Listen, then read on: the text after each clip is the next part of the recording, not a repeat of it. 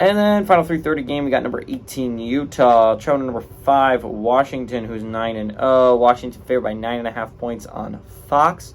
Bryson Barnes, the pig farmer for the Utes, has gone 86 of 146, thrown for 930 yards, 8 touchdowns, 5 interceptions.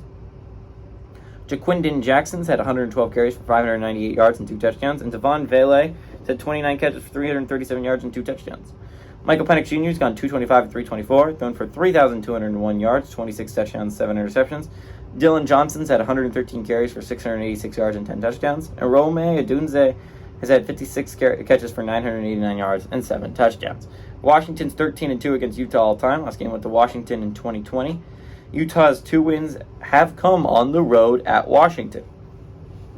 So at least Utah's not thinking they've got to do something they've never done before. Utah has beaten Washington on the road. I think what's extremely interesting about this football game is Washington's offense is awesome, right? Everyone knows that.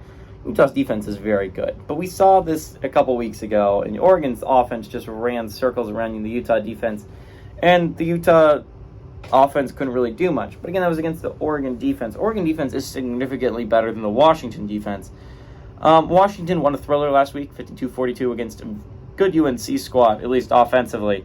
This is a much better defense you're going against if you're Washington. Still, I don't see this being a whole lot different from the Oregon game, if I'm going to be all that honest. I don't think Washington's defense is good, but I think it is somewhat serviceable.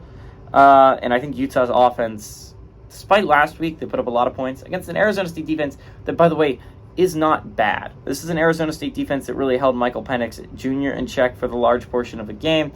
This was an Arizona State team that Washington eked out a victory over. I mean, that was an Arizona State team that was leading in the fourth quarter. That's not the easiest Arizona State team in the world to beat. It might be low on talent, but they play really hard for their coach.